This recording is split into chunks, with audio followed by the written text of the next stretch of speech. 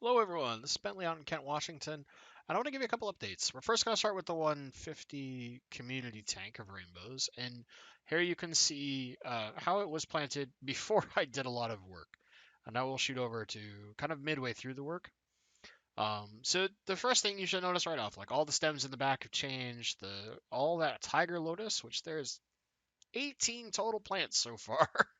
And that I started with two. They've just slowly grown out. Scent runners, all sorts of stuff like that, have been pushed toward the back.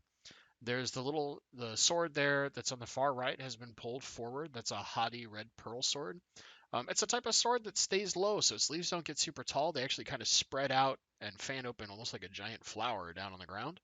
And then I've brought some other plants forward, a couple child plants that are just growing out in this tank that came from my Madagascar lace, as well as my Nymphaea minuta, which is a little green lily.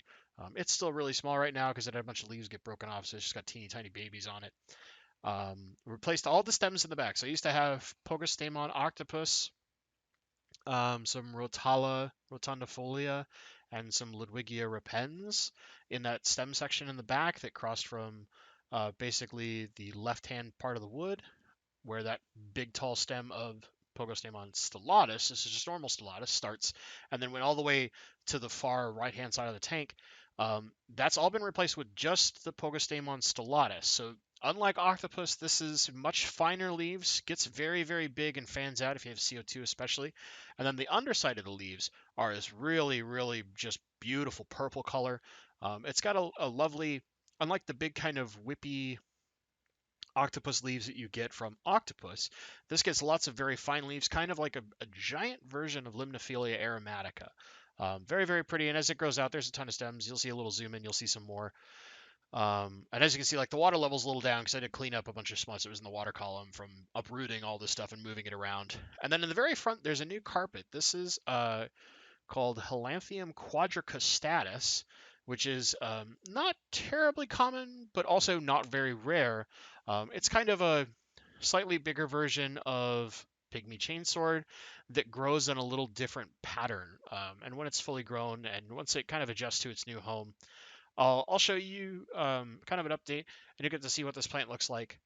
You can see me going through. There's the Nymphaea minuta, which is right there up front, the little green one, and then the haughty red pearl sword. You can see one of the newest leaves has that nice red color to it. Basically, it wasn't getting enough light, so I moved it. All the tiger lotus is a little more dense, packed in there, and then those big stellata stems. The next thing I was going to do is some maintenance on the Anubias nana golden that we have here attached to all the driftwood. And all this stuff's been friction fit. It's not glued or weighted or anything like that. But you can see there's lots of like really dirty leaves. These rhizomes have actually gotten pretty big. The two that are right there in the middle are growing at each other up over the top of the wood. So I needed to kind of rip that up and mess with them. And then you can see the other side I basically haven't touched. I can go into more detail on that side of the tank if you guys want to in another video later on down the line, just to explain what's over that way. So now we'll kind of cut in a second here to show you after I cleaned the Anubia. So I had all these rhizomes that had several runners and just had been huge since I first planted them. So I did a lot of trimming. I trimmed off some leaves that were really dirty that I just couldn't clean by hand. And even put some of the trims in different spots. So like you'll see these are all nice in that nice bright kind of lime green color. And you can see there's one of the rhizomes I didn't touch just because I only had so much time. My mom was in town. I wanted to spend a little time with her other than just maintain my fish tank the whole time. But you can see lots of young ones. Out of the three rhizomes, excuse me, I only messed with three rhizomes. I turned them into 10. That's how big they were. I mean, they're huge and they're all big. They're all like the same size you would probably buy out of a store. And they're big rhizomes, plenty of big healthy leaves. And you can see like we're gonna zoom in a sec, and you will see I cut off a ton of leaves on the longest rhizome that I left in the tank, which is that one that's kind of middle left. And that's just they were so covered in like old dirt and detritus that wasn't coming off even with me like scratching at it with my fingernail. So it'd be similar force to using like a toothbrush or something like that. It wasn't coming off. So basically, I just cleaned it up, and I'll let that rhizome take its time to start regrowing and grow some new leaves in there. And then there's some other, you can see there's two more rhizomes that I haven't touched yet that I really just need to go through, split them to get extra plants and let those grow out in some other grow out tanks. The other rhizomes I haven't planted back in. I just moved to other tanks. And you can see as we zoom in here on the left, is a completely new rhizome that wasn't planted before, and you can see where I've done all the trimming, and you can see a little baby leaf that's growing in on there. Just there's we get rid of the really dirty leaves that you can't clean up, and let new growth take over. And then over time, you just need to do some maintenance if the Anubias is growing away. When I first planted this, I grew it. I had it so that they were growing at each other, kind of like a dummy. So I just kind of rectified it after a while. I just wanted to let them grow. They were doing good, and then went through and cleaned it up. So in a sec, we're gonna cover something new, some new fish in the fish room. And in one of my grow out tanks, we have these. They're super shy.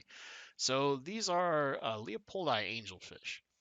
Um, the nice thing about these guys, they're also called the long-nosed angel, is they don't get super big. They stay kind of small in the grand scheme of things for an angelfish. They have this really cool black bar pattern like a typical Scalaria, except there's a bit of, when they're fully colored up at least, they're a little stressed right now. There's a bit of green tone to their body in the silver area, so it's kind of like a greenish olive tint to the silver. And then their finnage, their tail, and their dorsal fins will get this lovely red tone. And it's hard to see now. It's easier to see bare eye right now, but these guys are super skittish. Like I had to shoot this from quite a surprisingly ways away to get them not to just immediately run to the back of the tank and hide. And I've only had them for a day, but they were in quarantine for I think a week.